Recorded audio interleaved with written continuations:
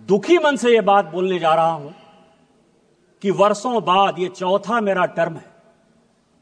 इस चौथे टर्म में मुझे पहली बार एक ऐसा लीडर ऑफ द पोजीशन दिखाई दे रहा है जो दुनिया में भारत कैसे कमजोर हो, देश के कैसे टुकड़े हो, किस तरह की विदेशी ताकतों के साथ मिलकर यहां की सोसाइटी को बरगलाया जाए, गलत बयानी किया जाए और इस पार्लियामेंट में 105 जो हमको मिला हुआ अधिकार आर्टिकल 105 में फ्री एंड फेयर डिस्कशन का, उस फोरम का मिसयूज करके पूरे देश को गुमराह किया जाए। इसीलिए आपके माध्यम से मेरा विपक्ष के नेता पर आरोप भी है और उनको चैलेंज भी है और आपसे आग्रह भी है सभापति महोदय कि मैं जितनी बातें कह रहा हूं उस सबको मैं ऑथेंटिकेट करूंगा और यदि राहुल गांधी जी में लीडर ऑफ द अपोजिशन में हिम्मत है तो वो सारी बातों को ऑथेंटिकेट करें, नहीं तो वो फ्लोर ऑफ द हाउस इस्तीफा दें। सबसे पहला सवाल उन्होंने 6 ऐसे पॉइंट के, मैं 6 विषय पर जो है आपके सामने और पूरे देश को ये बताना चाहता हूं। सबसे पहले उन्होंने कहा कि this phone is not made in India, this phone is assembled in India, और ऐसे करके जो है उन्होंने फोन दिखाया सर, ये फोन ऐसे दिखाया सर। अब आप समझिए सर, अपने दिल से जानिए पराये दिल का हाल। कांग्रेस ने इस देश को किस तरह से विदेशियों के हाथ गिरवी रख दिया, यह मैं कहानी बताना चाहता हूं। यह मैं पेपर लेकर आया हूं सभापति महोदय। ये ITA 1 जब चिदंबरम इस देश के वित्त मंत्री थे, चिदंबरम जी इस देश के कॉमर्स मिनिस्टर थे, 96-97 में इंटरनेशनल टेलीकॉम एग्रीमेंट ITA 1, ये पूरे देश को जानने का सवाल है। ITA 1 में उस वक्त केवल 14 कंट्री सिग्नेटरी थे, पूरी दुनिया में 195 कंट्री है। चाइना उस सिग्नेटरी नहीं था, उसका पार्ट नहीं था, लेकिन इस देश को बेचने के लिए जो सॉफ्टवेयर, हार्डवेयर, इलेक्ट्रॉनिक्स, टॉयज, ये सब जो पूरी दुनिया में बनाते थे मैन्युफैक्चरर, यूरोपियन यूनियन के दबाव में इस सरकार ने और उस तत्कालीन वित्त मंत्री ने पैसे लेकर उस एग्रीमेंट को साइन कर लिया। और क्या साइन कर लिया ITA 1? कहा कि कोई भी कंपोनेंट आप लेकर आ जाओ, कोई भी कंपोनेंट हार्डवेयर का, इलेक्ट्रॉनिक का, टॉय का, कोई भी लेकर आ जाओ, 0% ड्यूटी लगेगी, 0% ड्यूटी। और जब आप वो एग्रीमेंट साइन कर लिए, धीरे धीरे करके सभी चीजों पर 0% ड्यूटी हो गई। टॉय पर हम नंबर 1 हुआ करते थे, खिलौने सभी चाइनीज आ गए। जो ये मोबाइल है, ये मोबाइल चाइनीज आ गया, इसके जो इक्विपमेंट है वो चाइनीज आ गए। आपने जब देश को बेच दिया, संजोग से ये पीयूष गोयल जी आ गए, कॉमर्स मिनिस्टर हैं, तो रोपा पेड़ बबूल का आम कहां से हो? आपने देश को बेच दिया, गिरवी रख दिया। 2014 के बाद जब इस देश में माननीय प्रधानमंत्री बने, उन्होंने कहा मेक इन इंडिया को आगे करेंगे, हमारे देश में मैन्युफैक्चरिंग सेक्टर आगे जाएगा। सारी टेलीकॉम कंपनियों को उन्होंने कहा आज तो असेंबलिंग हो रही है, और पीयूष गोयल जी मुझसे ज्यादा बोलेंगे कि 2015 में जब ITA 2 आया कि इसको साइन करना है, तो माननीय पीयूष गोयल जी ने जाकर, इस सरकार ने जाकर माननीय प्रधानमंत्री जी के आदेश पर ITA 2 का सदस्य आज तक हम नहीं बने। और यही कारण है कि हम आज इस मोबाइल के नंबर 1 मैन्युफैक्चरर हैं। आप ऑथेंटिकेट करो। आप AI की बात कर रहे हो, आप प्रधानमंत्री को मैन्युफैक्चरिंग समझा रहे हो, प्रोडक्शन समझा रहे हो, कंज्यूमर समझा रहे हो। आपने जो देश को गिरवी रखा, आपने जो देश को बेचा, यदि आपके पास प्रमाण है कि माननीय प्रधानमंत्री जी ने यहां के मैन्युफैक्चरिंग सेक्टर को नहीं बढ़ाया, चाइना को उन्होंने बैन नहीं किया, आज चाइना को कंपटीशन यदि हम नहीं दे रहे हैं, तो आप ऑथेंटिकेट करो, नहीं तो आप देश से माफी मांगो कि आपने माननीय प्रधानमंत्री जी के इमेज को खराब किया। दूसरा, बॉर्डर का सवाल है। फिर मैं कहूंगा सर, मैं कई एक किताब कोट करके आया, उन्होंने कहा बॉर्डर में चाइना जो है लेके चला गया। वैसे राजीव रंजन सिंह जी मुझे बहुत कह रहे थे कि चौकीदार वाला बात कहा और सुप्रीम कोर्ट के जजमेंट से जो है भाग गया। ऐसे ही भगौड़ा है, झूठ बोलने की आदत है, कभी झूठ बोल दिया और कहीं दबाव आ गया तो वापस चले जाते हैं। लेकिन इस देश के बॉर्डर और सैनिकों के लिए बहुत इंपॉर्टेंट बात है। क्या बात कहा उन्होंने सर? कि माननीय प्रधानमंत्री जी, जिनके पीछे वो तीसरी बार देश के प्रधानमंत्री बने, 140 करोड़ लोगों का जो विश्वास है वो माननीय प्रधानमंत्री पर है, इसीलिए तीसरी बार उनको प्रधानमंत्री बनाया। दुनिया के फोरम पर जब वो जाते हैं तो आज दुनिया में चाहे रूस यूक्रेन वार हो रहा हो, चाहे यूरोपियन यूनियन में परेशानी हो रही हो, चाहे इजराइल में परेशानी हो रही हो, फिलिस्तीन में परेशानी हो रही हो, पूरी दुनिया भारत की तरफ देखती है। लेकिन ये किसने पैदा किया? मैं लेकर आया हूं सर आचार्य कृपलानी। सभी को जानने वाला सवाल है, आचार्य कृपलानी कांग्रेस के बड़े नेता थे। उनकी वाइफ सुचेता कृपलानी जो है उत्तर प्रदेश की मुख्यमंत्री भी बनी। कांग्रेस पार्टी से आचार्य कृपलानी ने इस्तीफा क्यों दिया? यह देश को जानने वाला सवाल है। जब पंचशील के समझौते पर, हिंदी चीनी भाई भाई के नाम पर, जब नेहरू ने पंचशील एग्रीमेंट साइन करने का विचार किया तो आचार्य कृपलानी ने कांग्रेस में उनका विरोध किया। उन्होंने कहा, आप देश को बेच रहे हो, आप तिब्बत को उसके साथ जाने के लिए मजबूर कर रहे हो, आप हमारे ऊपर एक दुश्मन को पैदा कर रहे हो और यह चलने वाला नहीं है और एक दिन चाइना हमारे ऊपर अटैक करेगा। इस गांधी परिवार ने नेहरू जी के नेतृत्व में आचार्य कृपलानी को ही कांग्रेस से बाहर कर दिया।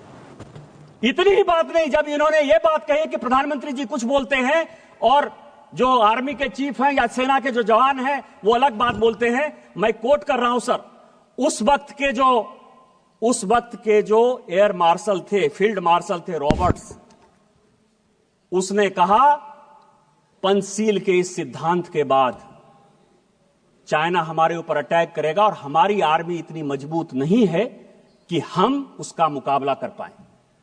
जब यह स्टेटमेंट बाहर आया, इसी फ्लोर पर नेहरू जी ने कहा कि आर्मी के जो लोग हैं वो गलत बयानी कर रहे हैं, मुझे अपने देश पर भरोसा है और मेरे पास इतनी सेना की ताकत है कि हम किसी भी देश का मुकाबला कर सकते हैं, चाइना क्या बात है। यह मैं उनका स्टेटमेंट 1960 का इसी फ्लोर ऑफ द हाउस पर जो है उन्होंने दिया है, उसको मैं कोट कर रहा हूं। और 61 में जब करियप्पा जी रिटायर हो रहे थे, फील्ड मार्शल करियप्पा बड़े फील्ड मार्शल थे, तो उन्होंने कहा कि मुझे फक्र इस बात का है कि मैं सैनिकों को मरते हुए नहीं देख पाया, उसके पहले ही मैं रिटायर हो रहा हूं। और जो 62 में हुआ यह पूरी दुनिया जानती। और उसके बाद क्या हुआ?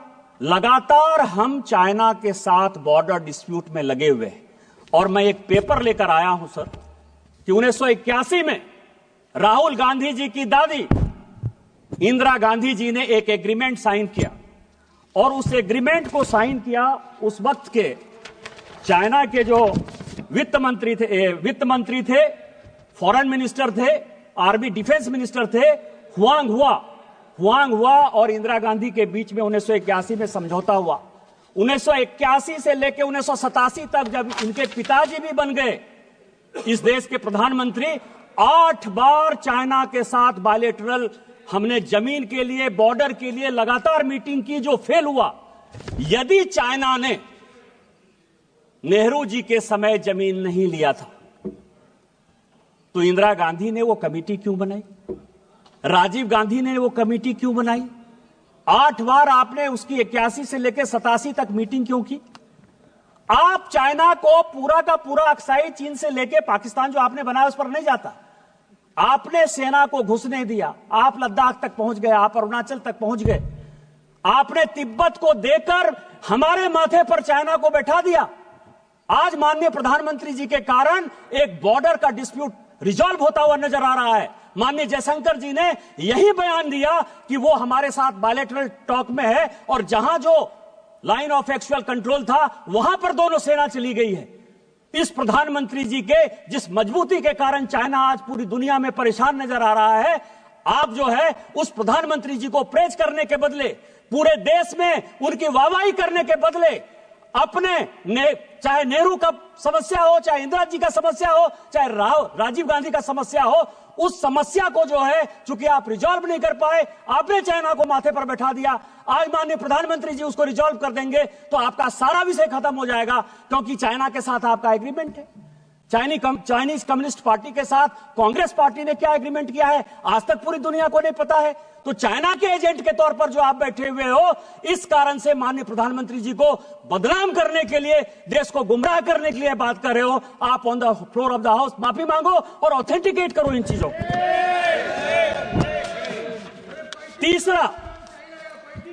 तीसरा बात उन्होंने कहा सर जयशंकर जी के बारे में, अमेरिका के बारे में, कि हम जो है, जयशंकर जी लगातार जाते रहे कि माननीय प्रधानमंत्री जी कैसे जो है ट्रंप से मिलेंगे। आर्टिफिशियल इंटेलिजेंस की बात करते हो, कंप्यूटर की बात के 100वां साल जो है हम लोग अटल जी का बना रहे हैं। आपने अटल जी को भी कोट किया, मैं उनका बयान लेकर आ रहा हूं। उन्होंने क्या कहा सर? उन्होंने यह कहा कि कंप्यूटर का कोई बहुत बड़ा प्रभाव हमारे समाज में नहीं पड़ेगा। यही छोटा सा स्टेटमेंट है, यही उन्होंने भी कहा। फैक्ट है, कंप्यूटर का क्या इंपैक्ट पड़ा हमारे समाज में। आज अमेरिका में भी सॉफ्टवेयर में भारत के लोग ही तो मजबूत है ना। हमारा ही स्किल पावर जो है पूरी दुनिया में आगे है ना। यही बात तो कहा उन्होंने कि इससे रोजगार नहीं जाएगा, इससे रोजगार बढ़ेगा। आप उस मृतात्मा देश के ऐसे प्रधानमंत्री जिनके बारे में आज भी पूरी दुनिया गर्व करती है और हम गर्व करते हैं कि भारतीय जनता पार्टी के वो प्रधानमंत्री थे, आप उनको भी नहीं छोड़ते हो। आज आर्टिफिशियल इंटेलिजेंस की आप बात करते हो। माननीय प्रधानमंत्री जी जब फरवरी में जा रहे हैं, कंप्यूटर हमारे यहां सभापति महोदय 1987-88 में आया। अमेरिका में कंप्यूटर 1960 के दशक में आया। यूके में कंप्यूटर 1960 के दशक में आया। 30 साल बाद तो आप कंप्यूटर ला पाए। कोरोना के वैक्सीन में भी माननीय प्रधानमंत्री जी ने दुनिया को दिखाया कि हम दुनिया के साथ कंधे से कंधा मिलाकर वैक्सीन बना सकते हैं, और हमने बनाया। और आज आर्टिफिशियल इंटेलिजेंस पर भी माननीय प्रधानमंत्री जी ने पूरी दुनिया को दिखाया कि जितना आप आगे होने की बात करते हो, उससे ज्यादा हम हैं। और अभी माननीय प्रधानमंत्री जी के कहने पर अश्विनी वैष्णव जी का आया है कि जो चाइना का डीप सेक है उसको हम 6 महीने के अंदर समाप्त कर देंगे और हम उससे बढ़िया आर्टिफिशियल इंटेलिजेंस बनाएंगे। डाटा हमारे पास है, मैन्युफैक्चरिंग हमारे पास है, बुद्धि हमारे पास है। लेकिन आप क्या कह रहे हो कि अमेरिका में जयशंकर जी गए। मैं 27 जनवरी, पूरे हाउस के जानकारी के लिए, 27 जनवरी 2025 व्हाइट हाउस का जो स्टेटमेंट है वो पढ़ देना चाहता हूं। वो कहते हैं कि अमेरिका के राष्ट्रपति ने भारत के प्रधानमंत्री से बात की। व्हाइट हाउस का स्टेटमेंट है, देश का स्टेटमेंट नहीं है। और वो ये कहते हैं कि हम भारत के प्रधानमंत्री के साथ अच्छे रिलेशन रखना चाहते हैं। हमने उनको इनवाइट किया। यदि जयशंकर जी ने यह काम किया होता तो क्या व्हाइट हाउस पर भी भारत सरकार का इतना अधिकार है कि जो चाहे स्टेटमेंट दे दे? और यदि यह अधिकार जयशंकर जी और माननीय प्रधानमंत्री जी के कारण व्हाइट हाउस में भी है, तो इस देश को गर्व करना चाहिए कि हमने व्हाइट हाउस को भी कंट्रोल कर लिया। लेकिन फिर मैं कहूंगा, समस्या कहां है? समस्या यह है सर कि अमेरिका में इनके पूरे परिवार के साथ रिलेशन खराब रहा। मैं अभी CIA की रिपोर्ट देख रहा था, 1971 की, 1972 की, 1973 की। वो ये कह रहा है कि भारत की इकोनॉमी रसातल में जा रही है। ये पाकिस्तान को अटैक करके जो है एक एक्सपेंशन के मोड में जाना चाहती है, लेकिन इसका अपना कुछ नहीं है। ये रूस के साथ मिलकर जाना चाहती है और हम भारत को बैन करेंगे। और ये जो 71-72 का CIA का रिपोर्ट है, इसके कारण मैं आपको बताऊं कि इसी इंदिरा जी को 1982 में रोनाल्ड रीगन से जाकर माफी मांगनी पड़ी। आप उस परिवार के आदमी हो, वो देश के प्रधानमंत्री। मैं नहीं बोलना चाहता था, मुंह नहीं खोलवाना चाहता था मैं, लेकिन 1982 में इंदिरा जी ने अमेरिका जाकर रोनाल्ड रीगन से माफी मांगी कि जो हो गया सो हो गया, हमको माफ कर दीजिए। और हम देश को, एक वो देश था। और आज माननीय प्रधानमंत्री जी के नेतृत्व में यह देश है कि ट्रंप खुद से फोन करते हैं और ट्रंप व्हाइट हाउस में पूरा बताते हैं कि हमने उनको बुलाया है, हम उनके साथ अच्छा रिलेशन रखना चाहते हैं। देश कहां चला गया और आप कहां खड़े हो? तीसरा सवाल है सर, इन्होंने महाराष्ट्र इलेक्शन की बात की और चौथा पॉइंट सर, और इन्होंने इलेक्शन कमीशन के अपॉइंटमेंट की बात की। अपॉइंटमेंट की बात की सर। सुप्रीम कोर्ट का जजमेंट मैंने देखा। सुप्रीम कोर्ट के जजमेंट ने कहा कि जो इलेक्शन कमीशन का जो अपॉइंटमेंट है वो ट्रांसपेरेंट नहीं है। ये आज सुप्रीम कोर्ट में केस हुआ तो ये जजमेंट आया और ये भी कहा कि ये जजमेंट मैं टेम्पोररी दे रहा हूं, लेकिन पार्लियामेंट को ही अधिकार है कि कानून बनाए। कैसे बनाना है, इसी पार्लियामेंट ने पास किया कि कौन कौन लोग होंगे और इलेक्शन कमीशन का अपॉइंटमेंट कैसे होगा, बनाया सर। लेकिन मैं जो महत्वपूर्ण बात कह रहा हूं कि चुनाव आयोग पर इतना आरोप आप लगा दिए। एमएस गिल चुनाव आयुक्त थे, मुख्य चुनाव आयुक्त थे, रिटायर हुए सर, कांग्रेस पार्टी के सदस्य हो गए, राज्यसभा से मेंबर हो गए और देश के मंत्री हो गए स्पोर्ट्स के। नवीन चावला सर, नवीन चावला, अब उनको मैं श्रद्धांजलि देता हूं, अभी उनकी डेथ हुई, लेकिन पूरी दुनिया जानती है कि जो विदेशी लॉबी है, मदर टेरेसा पर बहुत अच्छा बुक लिखा उन्होंने सर, और जो वो लॉबी सोरेस के साथ जो लॉबी गांधी परिवार को मदद करती है और जो देश के टुकड़े टुकड़े करना चाहती है, उस लॉबी के सबसे बड़े समर्थक थे। उस नवीन चावला को आपने, जो सेक्रेटरी एमपैनल नहीं था, जानकारी के लिए, उसको जबरदस्ती सेक्रेटरी एमपैनल कराया और सीधा चीफ इलेक्शन कमिश्नर बना दिया। आज यदि सुप्रीम कोर्ट के आदेश के बाद हम कानून चेंज करके लेकर आए और उसमें आप भी बैठोगे, पैनल हम देंगे, तो इसके पहले तो आपने कभी लीडर ऑफ द अपोजिशन को नहीं पूछा। जब तक 2014 तक सरकार रही, मैं राहुल गांधी जी, पूरी कांग्रेस पार्टी और पूरे विपक्ष को चैलेंज करता हूं कि आपने इलेक्शन कमिश्नर के अपॉइंटमेंट में, चीफ इलेक्शन कमिश्नर के अपॉइंटमेंट में एक बार भी किसी विपक्ष के आदमी से कंसल्ट किया है? आजादी के 1950 से लेकर 2014 तक आप अपने चपरासी को, अपरासी को, कार्यकर्ता को, जिसको आप महाराष्ट्र इलेक्शन का जो है हिसाब किताब